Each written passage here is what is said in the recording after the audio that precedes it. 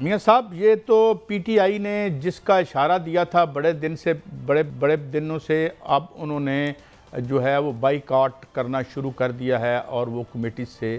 اٹھ گئے ہیں۔ اب اس کو جو گورنمنٹ کے لوگ ہیں وہ اس کو ڈاؤن پلے کرنے کی کوشش کر رہے ہیں، لیکن اس کا مطلب یہ ہے کہ خان صاحب پریویل کر گئے ہیں اور اب ایک اشارہ غالباً میں نے ایک اڑتی نا ایک مستی خیل صاحب جو ہیں ان کی بات سنی تھی، اگر میرے کان میرے ساتھ دے رہے ہیں تو، کہ وہ کہہ رہے ہیں اگلی جو ہوگی یعنی سٹیپ جو اگلا ہوگا اس میں شاید ہم استعفے بھی دے دیں۔ تو یہ ایک طرف تو ہمیں کل نظر آیا کہ تھوڑی بہت ان کو ریلیف ملنے کی اجازت ملی، تصویریں دیکھی، اندر صوفوں پر تمام خان صاحب کی ہمشیرگان بیٹھی تھیں اور پھر 4 گھنٹے بات بھی ہوئی، کتابیں بھی ملیں، مگر اس کے بعد بھی تھا نہیں ہوا، برف پگھلی نہیں ہے، ایک سختی سی ہے۔ کیا آپ کی سینس ہے اور خبر کیا ہے آپ کے پاس؟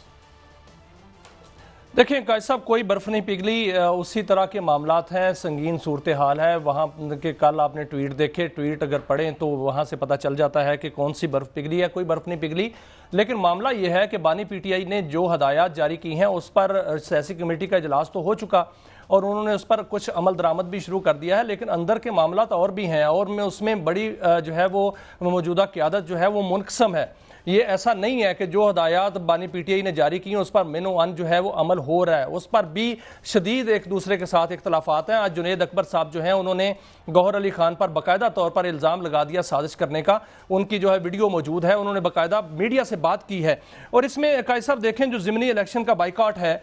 وہ تو اس پر جو ہے وہ بائیکاٹ کرنے کے لیے انہوں نے کہہ دیا اور قومی اور پنجاب اسمبلیوں کے اجلاسوں کا بائیکاٹ کرنے کے لیے کہا۔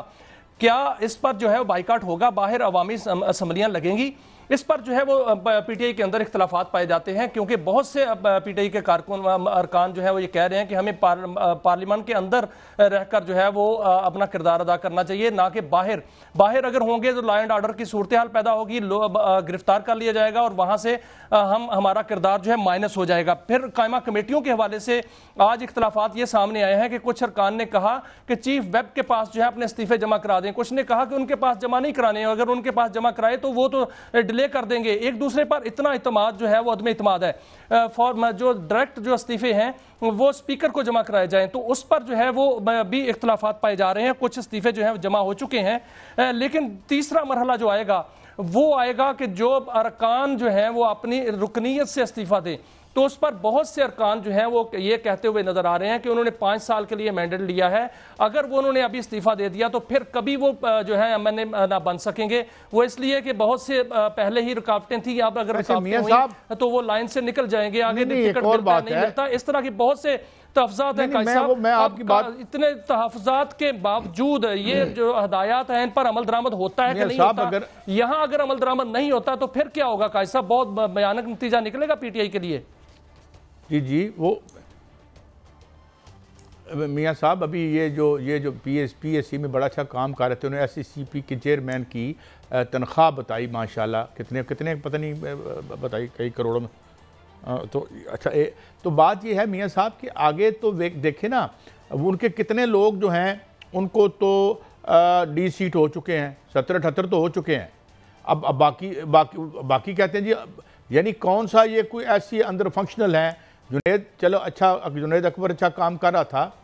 اور وہ یہ چیئرمین ایس سی سی پی کی سالانہ تنخواہ 41 کروڑ، یعنی ظاہر ہے اس سے بڑے کام ہوتے ہیں، یہ بڑی ضروری کام اور بڑے اہم کام کرتے ہیں، ایسی سی پی کے چیئرمین ہو جائیں یا اپنی جو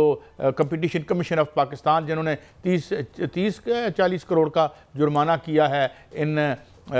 بجلی کے بلیکیوں پر، لیکن انہوں نے تو 300 کروڑ کی مطلب ہے مبینہ دیہاڑی لگائی تھی اور ان کو 30-40 کروڑ کا۔ بڑی بڑی تنخواہیں، آپ تنخواہیں سنیں گے تو بالکل ہوش اڑ جائیں گے، اتنی تو گوگل کے سی او کی تنخواہ نہیں ہے جتنی ایسی سی پی کے چیئرمین کی تنخواہ ہے۔ اگر باقی چیئرمین جو ہیں ان کی تنخواہیں دیکھیں گے تو پھر ہوش اڑا دینے والے فگرز ہیں، یہ میں سامنے لاؤں گا کہ کون کتنی تنخواہ لے رہا ہے، باقاعدہ طور پر اس پر سٹوری کریں گے۔ لیکن قائد صاحب یہ جو استعفے دیے جا رہے ہیں قائمہ کمیٹیوں سے، اس میں فائدہ کس کا ہوگا؟ اس میں جتنے بھی قانون سازی آ رہی تھی، کوئی ایک اختلافی رائے تو آ رہی تھی نا، وہ تو ختم ہو جائے گی، اس میں فائدہ تو حکومت کا ہوگا۔ اختلافی رائے میں کیا کون مان رہا تھا؟ اجلاس ہے وہ نوید قمر صاحب نے آج جو ہے وہ اس کو چیئر کیا ہے۔ بنیادی آئیڈیا کیا ہے؟ استعفیٰ دے جائیں نوید قمر اس کو چیئر کرتے بنیادی آئیڈیا یہ ہے کہ آپ نے سینٹ میں بھی ان کا جو لیڈر آف اپوزیشن ہے اس کو بھی ڈی سیٹ کر دیا، ان کو جو قومی اسمبلی میں بھی کر دیا۔ باقی آواز کیا ہے؟ میں تو سمجھتا ہوں کہ یہ زیادہ افیکٹو اسٹریٹجی ہوگی ان کی، اگر وہ جو ہے وہ کہتے ہیں ٹھیک ہے جی تسی آپ ہی کرنا تو کری جاؤ، اسی ادھر پہ جانے ہیں۔ اور یہ ایک اور خبر آپ دیکھ رہے ہیں، گورنمنٹ ڈیسائیڈز ٹو وہ اتنی تقسیم شدہ ہے، جو اپوزیشن لیڈر کی آپ نے بات کی ہے، جو اپوزیشن لیڈر کی بات کی ہے، بانی پی ٹی آئی نے کہا تھا محمود خان اچکزئی کو نامزد کریں، انہوں نے نہیں نامزد کیا، انہوں نے کہا اس کو یہ نہیں نامزد ہو سکتا، انہوں نے کوئی اور نام جو ہے وہ دیا ہے۔ میں یہ عرض کر رہا ہوں نا کہ لیم ڈک بن کے اندر بیٹھنے سے ٹھیک ہے، وہ کہتے ہیں بھائی ٹھیک۔ اچھا یہ دوسری بات یہ کہ یہ دیکھیں government decides to import 85 tons of sugar from Azerbaijan. اچھا اب ٹن ہے جناب، دیکھ لیں یہ پہلے باہر جاتی ہے شوگر، پھر اندر آ جاتی ہے، یہ کھیل جاری ہے، اسے کوئی رکاوٹ نہیں ہے ماشاءاللہ۔ اور ان کو تھوڑا سا جرمانہ کر کے، اور وہ جرمانہ جب ہوا تو وہ جو ماشاءاللہ ہمارے وزیر ہیں جو ہر حکومت میں وزیر ہوتے ہیں، آج کل بھی وہ وزیر پائے جاتے ہیں، جناب میرے خیال میں ہمایوں اختر صاحب، انہوں نے کہا نہیں یہ بڑی زیادتی ہوئی ہے ان مسکین لوگوں پر، ان نادار اور بے کس لوگوں کی، تو ہمیں یہ تو میں کہہ رہا ہوں وہ نہیں کہہ رہے، مطلب یہ ہے کہ نہیں بڑا زیادتی ہو گئی ہے ان کے ساتھ۔ وہ پی ٹی آئی میں بھی وزیر تھے، اس سے پہلے بھی کئی دفعہ وزیر رہ چکے ہیں، مجھے نہیں پتا ان کی اپنی بھی شوگر مل ہے یا نہیں، مگر ان کے بہت بڑے کاروبار ہیں ماشاءاللہ، بڑے ہونہار وہ ہیں، ایک بزنس مین ہے۔ ان کی اپنی شوگر مل ہے، لیکن یہ جو شوگر کا معاملہ ہے جو آذربائیجان کی آپ بات کر رہے ہیں نا، قائد صاحب پی ایس سی میں یہ معاملہ اٹھا تھا اور اس میں یہ بتایا گیا تھا کہ جن ملکوں کو جو چینی ایکسپورٹ کی گئی ہے ان سے امپورٹ نہ کی جائے، اس پر نگرانی کی جائے، اور یہی وہ آپ دیکھ لیں وہی ملک آیا جس پر باقاعدہ طور پر یہ کہا گیا ہے کہ ان سے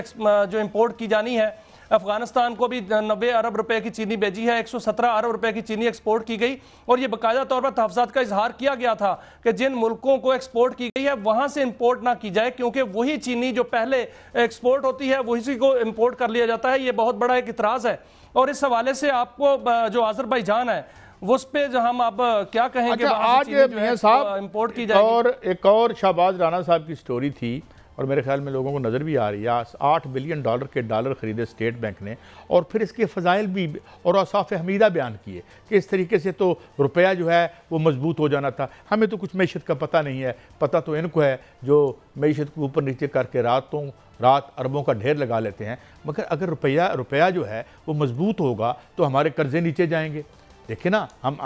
جب بھی روپیہ گرتا ہے، 1 روپیہ اگر ڈالر کے گرتا ہے تو ہمارا جو ڈیٹ یعنی ماؤنٹین آف ڈیٹ ہے اس میں کتنا اضافہ ہو جاتا ہے۔ یہاں سے جو اور لوگ ہیں جن کے بچے باہر پڑھتے ہیں، اور 100 چیزیں ہیں، مگر یہ ہمیں فضائل بتاتے رہتے ہیں کہ روپیہ ویک ہوگا تو بڑا آگے آپ نے جو ماشاءاللہ پوری دنیا میں ایکسپورٹ کر کے اربوں کے یہاں ڈھیر لگا رہے ہیں، ہر مہینے ہر سال 12 بلین ڈالر کا رول اوور ایک لیتے ہیں، 3 بلین کہیں سے لیتے ہیں، آئی ایم ایف کے آگے آپ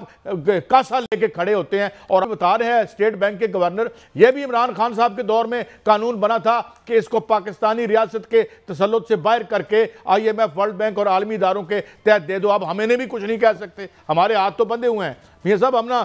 نہ بجلی والوں کو پکڑ سکتے ہیں، نہ ان کو پکڑ سکتے ہیں، نہ اسمبلی بلا سکتی ہے ان کو۔ یہ جو قانون بنا تھا خان صاحب کے دور میں، اس وقت بھی ہم نے بڑا شور مچایا تھا کہ بھائی اس طرح نہ کریں۔ اب اسٹیٹ بینک جو ہے وہ تھوڑا بہت تو ہمارا کوئی اختیار ہو، ان کے نیچے نہ ہو۔ ہر چند کے پوری دنیا میں جو سینٹرل بینکس ہیں وہ ہوتے ہیں انڈیپینڈنٹ ہی ہیں، مگر یہ کون سی پالیسی ہے کہ